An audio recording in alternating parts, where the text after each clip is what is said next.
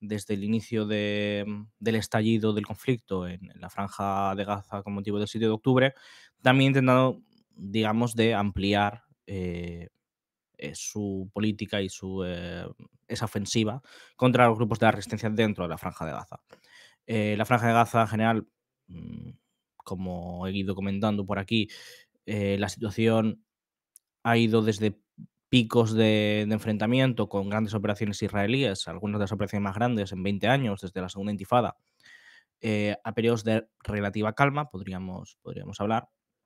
Y ahora lo que estamos viendo, principalmente, es que mm, ya no es Israel quien está actuando, sino Israel está actuando a través de la autoridad palestina. La última vez que vimos esto fue al principio de la guerra, cuando hubo una serie de protestas contra la autoridad palestina y contra Mahmoud Abbas, ¿no? El presidente, o Abu Mazen, también le llaman. Esas protestas, bueno, se saldaron con una represión importante y, bueno, terminaron relativamente rápido. Después, los otros momentos más de tensión que ha habido ha sido sobre todo durante las operaciones israelíes, especialmente tanto bueno, Jenin, Tulkarem, Nablus. Durante esas operaciones ha habido líderes importantes de la resistencia palestina, ¿no?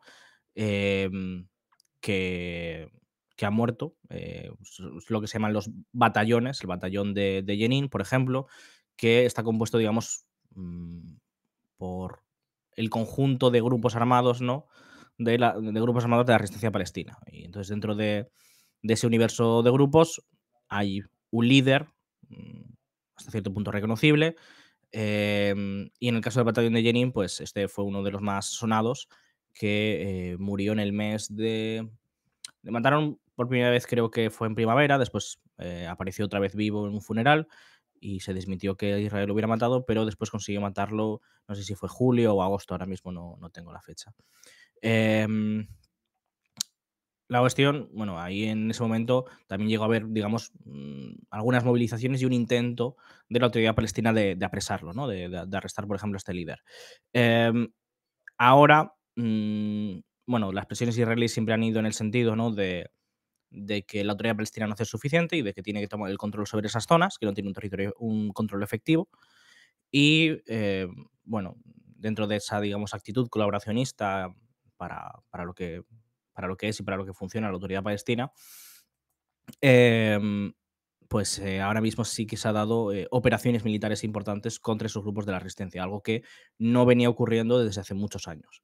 Había, digamos, una cierta laxitud entre las fuerzas de seguridad y dentro del liderazgo político, de dejar pasar, y de hecho había bastantes deserciones dentro de figuras de la autoridad palestina, digamos, de las fuerzas de seguridad y sobre todo lo que eran las nuevas generaciones, los hijos de.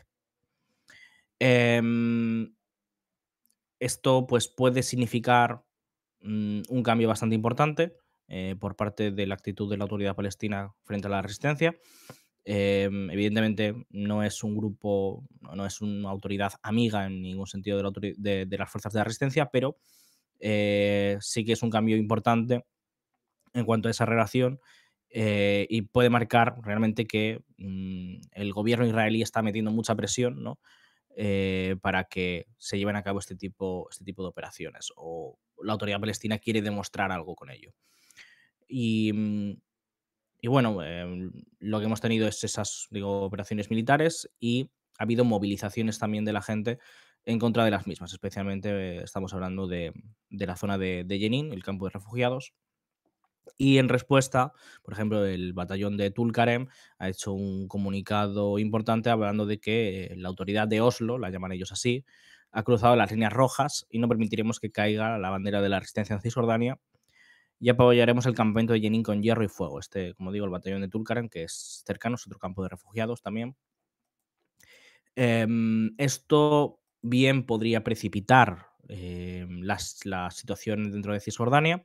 Estados Unidos ha pedido a Israel que ayude a armar a la autoridad palestina, que le dé más medios para conseguir eliminar la resistencia, que es, digamos, su labor principal.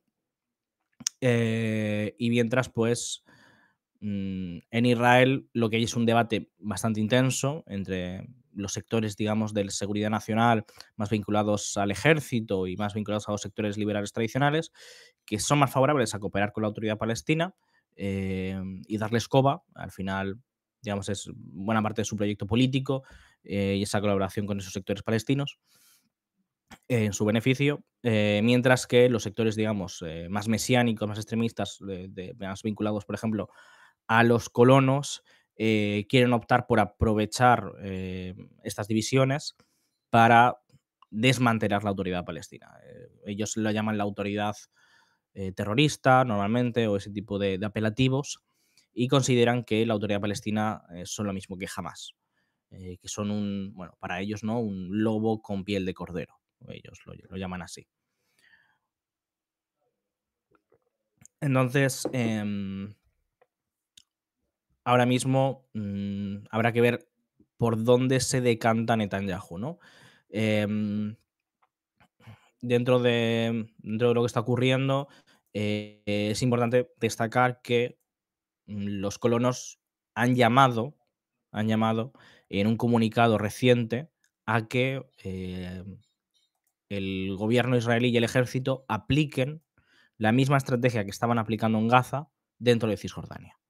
Es decir, lo que han pedido es que lleven a cabo también, digamos, esa estrategia de evacuaciones, ¿no? Evacuaciones entre comillas, es decir, desplazamientos forzados de la población dentro de las zonas donde viven los colonos. Es decir, que para realizar esas operaciones militares y para llevar a cabo esa política de limpieza de la resistencia, igual que han hecho dentro de la Franja de Gaza, igual que han hecho con el Plan de los Generales, que exige la evacuación de la población palestina, es decir, su desplazamiento. No sé exactamente hacia dónde querrían, quizá se estaría hablando de meterla en bantustanes más pequeños, ¿no? Es decir, la población de Cisjordania ya está eh, encerrada en pequeños islotes, ¿no?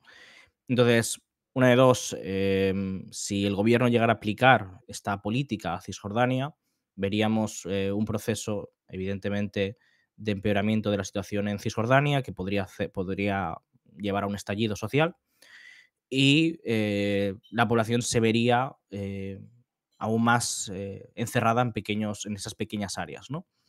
Lo cual pondría aún más presión sobre el gobierno de la autoridad palestina y evidentemente podría desencadenar, digamos, un efecto dominó que hiciera explotar la situación dentro de Cisjordania. Y eso es lo que quiere evitar Estados Unidos y es con lo que no está de acuerdo Estados Unidos. Estados Unidos está de acuerdo más con una aproximación, igual que los sectores liberales, de colaboración. Es decir, de utilizar a las fuerzas palestinas contra las fuerzas palestinas. Utilizar esas divisiones internas para enfrentarlos unos a otros. En vez, digamos, de ponerlos todos en el mismo lado y enfrentarlos a todos a la vez. Es decir, más la estrategia de dividir y vencer, ¿no? Más inteligente para Israel y es lo que considera Estados Unidos. Em, pero digamos que dentro de Israel las opiniones cada vez están más volcadas hacia un lado y dentro de los intereses de los colonos sí se corresponde más, evidentemente, con lo que ellos quieren, que es un aceleracionismo, por así decir, y no andarse con ninguna veleidad, ni con, es decir, ninguna cortapisa y em, simplemente acelerar la situación y llevar a cabo una guerra total contra los palestinos. Y ya digamos, ese plan del que habla Smotrich, ¿no? De que los palestinos pueden elegir entre tres opciones, ¿no? Em, pueden elegir entre vivir como ciudadanos de segunda clase, como sin derechos políticos, es decir, bajo la apartheid. Pueden elegir en una segunda opción vivir en el extranjero, es decir, expulsarles, una limpieza étnica, aquí bueno, siempre se habla de una compensación económica, por ejemplo, para animar a que la población abandone su tierra. Y la tercera opción, porque bueno, ¿no? Smotrich habla de que hay dos opciones, pero hay una tercera si no aceptan ninguna de las otras dos, que es efectivamente la misma política que en Gaza y básicamente un genocidio, ¿no? Em, Ahora mismo no está claro hacia dónde se va a inclinar la balanza dentro del gobierno israelí, si van a ir con todo. Ahora mismo precisamente se está negociando el presupuesto para 2025. No estoy seguro de si se ha aprobado completamente porque el Ben Gvir ha votado en contra. Lo tengo aquí precisamente. Eh, em, mm, vale. Itamar Ben-Gvir acaba de votar en contra del presupuesto de gobierno en protesta por el fracaso de Netanyahu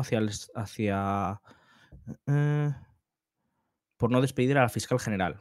Bueno, ese es otro asunto, porque hay que tener en cuenta que esto se produce también en medio del tema del juicio contra Netanyahu, ¿vale? Netanyahu, en principio, se encuentra en el proceso de los casos de corrupción que he comentado, pero ha conseguido de nuevo, por lo que parece, o había conseguido una apelación para aplazarlo, aunque hoy, por ejemplo, estaba declarando y no se había interrumpido a pesar del ataque con misil balístico de Yemen debido a que el lugar del tribunal está bajo un búnker, entonces no hacía falta la evacuación. Pero entiendo que van a conseguir retrasarlo otra vez el juicio, no sé cuánto tiempo, por circunstancias de nuevo extraordinarias. Después, también el ministro de Justicia ha anunciado que van a volver otra vez con el tema de la reforma judicial, que precisamente tiene que ver mucho con Cisjordania y con el interés de estos sectores de llevar a cabo una política más agresiva de limpieza étnica y de ampliar las colonias. Entonces, también hay que ver por ese aspecto si se produce, si se desencadenan nuevas protestas, si se produce una aprobación de la ley de reforma judicial, que podría ser muy relevante dentro, dentro del gobierno. Precisamente la cuestión de la fiscal general se incluye aquí dentro. La fiscal general es la que lleva el caso, digamos, las denuncias de corrupción contra Netanyahu, y evidentemente, si hay un cambio de fiscal general, se podría producir, digamos, por motivación política, que se eliminasen esos casos de corrupción contra los cargos de corrupción contra Netanyahu. Y bueno, lo que se dice, Ben-Gvir vota en contra del presupuesto de gobierno y amenaza con seguir votando en contra del gobierno a menos que se despida a la fiscal general. Mientras tanto, Smotrich lo acusa de intentar destruir el gobierno de derechas. Aquí, por otro lado, estamos viendo una división dentro de los sectores mesiánicos, porque Smotrich y Ben-Gvir ambos forman parte, digamos, de ese sector, bueno, derecha, extrema derecha, yo diría fascista más concretamente, ¿no? Dentro del gobierno israelí. Y Smotrich claramente aquí se está posicionando con una posición más en favor del interés del gobierno, de la permanencia del gobierno. Smotrich está más vinculado a ciertos sectores colonos y tiene un interés muy claro con este presupuesto de ayudar a la colonización de la Franja de Gaza y por lo tanto tiene más paciencia, mientras que Ben Gvir apuesta por una posición más expeditiva y por lo tanto puede poner en peligro la continuidad del gobierno. Habrá que ver esa división interna cómo va. Hay que tener en cuenta que Ben Gvir tiene una situación en las encuestas bastante buena. En las encuestas, él presentándose en solitario, Poder Judío, consigue unos 8 escaños. Ahora creo que tiene unos 7.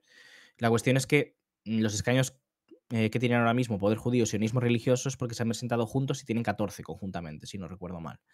La cuestión es que Smotrich, al presentarse por separado y ya sin Ben Gvir, no tiene escaños. Por lo tanto, Smotrich tiene una razón para que no creer que se disuelva el gobierno, una razón más importante, digamos, para querer mantener el gobierno unido a toda costa porque sabe que podría quedarse fuera del Parlamento, ¿vale? Ahí también hay una consideración electoral que hay que tener en cuenta. Mm, no sé si habéis hecho alguna pregunta. A ver. ¿Qué sabe Ben-Gvir con que echen a la fiscal? ¿No se supone que les beneficia? Eh, sa- Sacar a la fiscal general es peligroso porque supondría una crisis constitucional en el país. Es una medida muy radical y que encima, además, sin haber asegurado antes la aprobación de esa reforma judicial, seguramente no tenga base legal suficiente.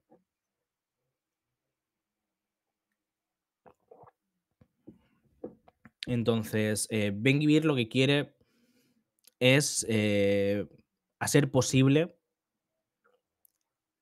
acelerar las cosas y propiciar un enfrentamiento en Cisjordania con la autoridad palestina que lleve a su disolución. Mientras que los otros sectores quieren una estrategia un, que no sea tan rupturista, por ahora. Smotrich especialmente está más concentrado ahora mismo en la colonización de la Franja de Gaza más que en Cisjordania, podríamos decir. Esa es la diferencia. ¿Con qué excusa en esta ocasión? Ahora no sé a qué te referías aquí con esto, Víctor, porque se me ha pasado. Entonces, ni Israel ni los palestinos quieren la autoridad palestina, solo la quieren los funcionarios de la autoridad, que viven bien, y los Estados Unidos. Sí, principalmente, bueno, a esa ecuación podrías añadir los sectores liberales o de centro en Israel, o también de izquierda, que sí que quieren la autoridad palestina, por ejemplo. Lo que considera Estados Unidos no parece que le importe mucho, apoyan igualmente sin miramientos. Sí, es decir, Estados Unidos tiene, a ver, tiene capacidad de presión y tiene capacidad de influencia, pero hasta ahora, y sobre todo con Joe Biden, han ido, básicamente han apoyado cualquier cosa que haga Israel. Con una combinación de un presidente muy sionista como es Biden, un partido demócrata eh, que aún en manos de Joe Biden no estaba dispuesto a tomar ningún tipo de cambio en esa política y un momento de transición en el cual, sobre todo ahora, ¿no? Ya no había consideraciones electorales encima de la mesa. Pero bueno, se ha visto que tampoco las consideraciones electorales no tenían mucha importancia, mucho peso. Habría que ver con Trump, digamos, hacia dónde se inclina. Trump, digamos que no tiene mm, esa preocupación tan personal por Israel como la tenía Biden, pero evidentemente sigue apoyando igual de fuerte a Israel. Pero si los intereses de Estados Unidos coluden con los de Israel en cierto momento, podría darse que hubiera una presión importante de Estados Unidos en contra de Israel. Esto no significa en favor de los palestinos, ni mucho menos, pero puede significar, por ejemplo, en favor de algún Estado árabe, o en favor, digamos, de la autoridad palestina, que al final es una extensión de Israel en buena parte. A ver, me refería a qué excusa han usado para proponer el mismo proyecto de Gaza para Cisjordania. Los colonos no necesitan poner ninguna excusa, que están en peligro. Es decir, una cuestión de seguridad y que esa política es efectiva. Es decir, es todo. Al final no. Ellos no son políticos, ellos son un grupo de presión que tiene una influencia importante dentro de la política del país. Mm, mm,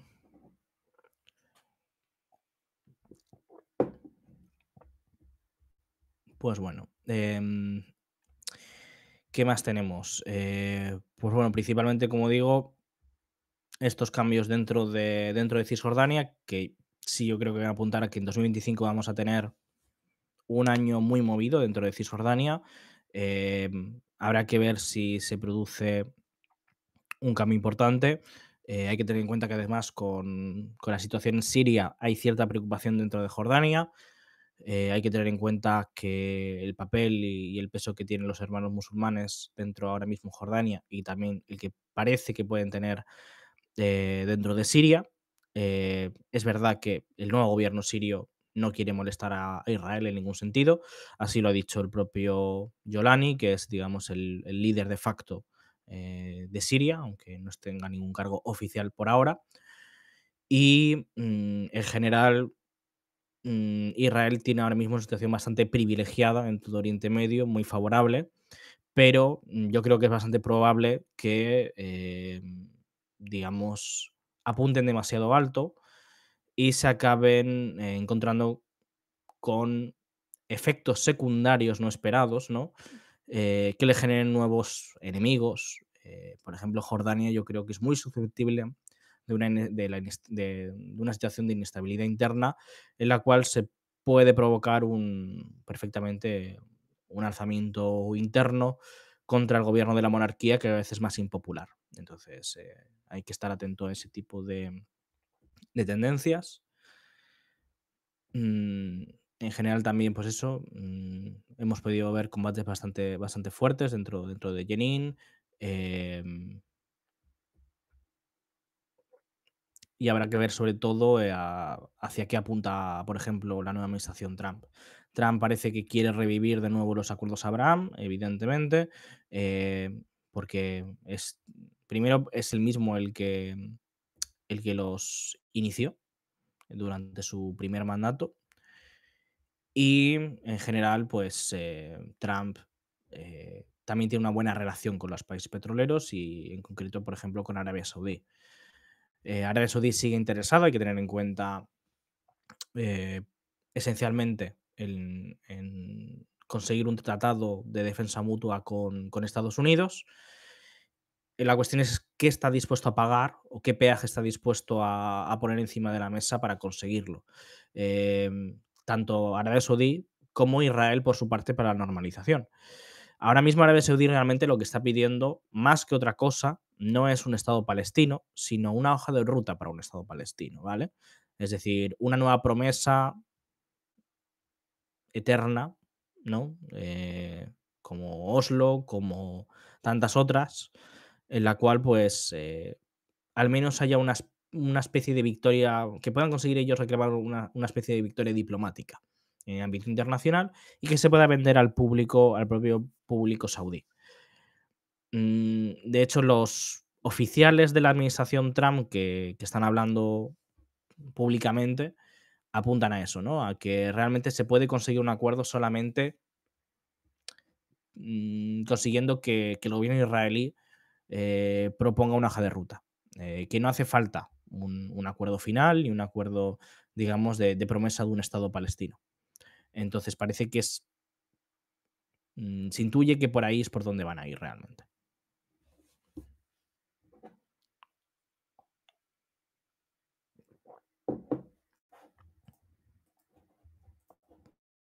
No sé si tienes alguna pregunta más, pero a ver. Otra cuestión que también he estado escuchando que puede ser interesante en los próximos meses, no sé hasta qué punto puede ser cierto, pero hay que tener en cuenta, ¿no?, que uno de los pocos frentes que le queda a Israel, los frentes están abiertos, pero están ya no son un incendio, son ascuas, podríamos decir, en los cuales Israel tiene una dominancia total, ya sea en el Líbano, ya sea frente a Siria, ya sea en Cisjordania y Gaza, pero uno de los frentes, digamos, activos o importantes es el de Yemen.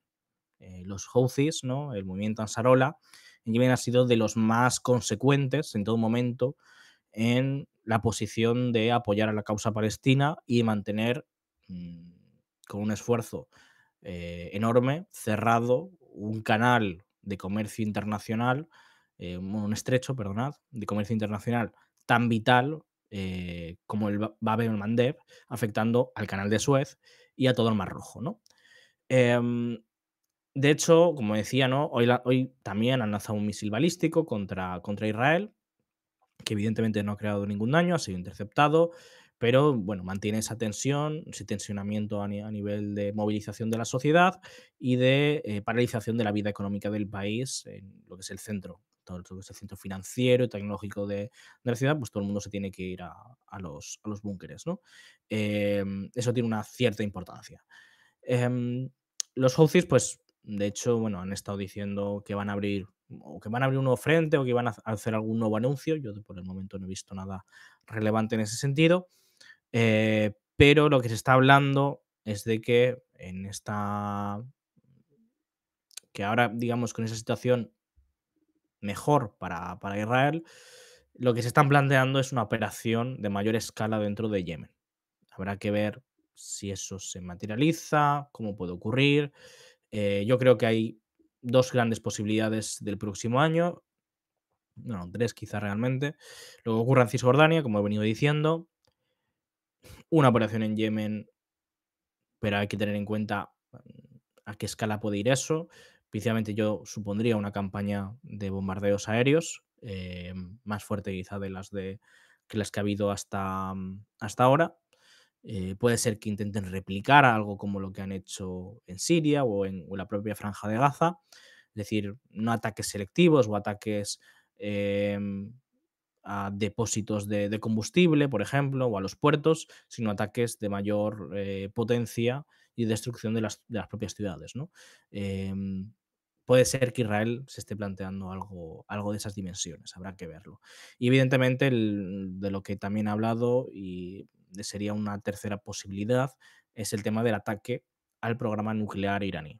El caso es que Israel está tratando de desarticular uno a uno a todo el eje de la resistencia, y ahora mismo cuenta con unas condiciones inmejorables, ¿no?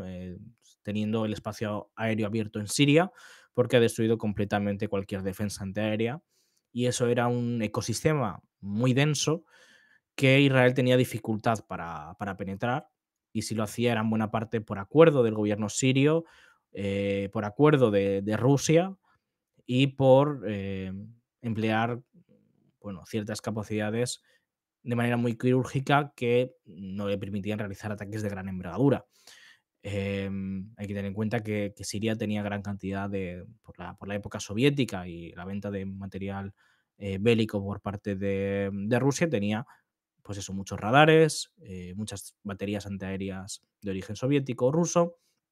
Entonces, ahora mismo Israel se ha quitado un obstáculo enorme de en medio en ese sentido y tiene el espacio aéreo con plena libertad para atravesarlo y atacar a Irán con mucha más facilidad. Entonces, no me extrañaría que Israel tomara una decisión así, lo cual evidentemente es algo que debe estar sobrevolando sobre las cabezas de los líderes iraníes. Entonces, habrá que ver si los iraníes también en respuesta a esas cavilaciones que hay dentro de Tel Aviv, se deciden por el camino del arma nuclear o no.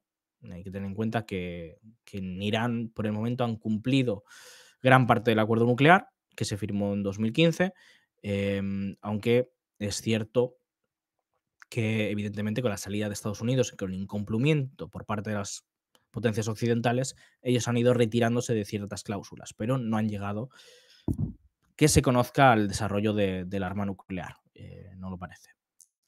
Em, Preguntáis sobre las brigadas Abu Ali Mustafa, que son las brigadas del Frente Popular para la Liberación de Palestina, y lo que yo conozco de ellas, por un lado, es que siguen teniendo presencia en Cisjordania, obviamente, tanto como en la Franja de Gaza, pero sobre todo en Cisjordania. Siguen participando en las operaciones de resistencia. Lo más relevante que yo he escuchado últimamente, no sé cuánta de veracidad tiene, tendría que profundizar más en esas fuentes, pero hablaban de que había enfrentamientos en la frontera libanesa entre fuerzas del FPLP-GC y las fuerzas de HTS, ¿vale? Entonces, pues bueno, no sé esto exactamente por dónde puede ir, a qué se deben esos enfrentamientos, pero bueno, el Frente Popular para la Liberación, Comando General, ¿vale? Que es una fuerza que no es exactamente el Frente Popular para la Liberación de Palestina, ¿vale? Es una escisión, pero bueno, tiene relación. Es una escisión, digamos, de corte más militarista, podríamos decir. Es decir, que no se preocupa tanto por las cuestiones políticas, de lucha política, sino que se preocupa más por las cuestiones de lucha armada. Eh, es un poco por ahí. Pues no sé si tenéis alguna pregunta más, si no, vamos cerrando por hoy. No tengo mucho más que comentaros.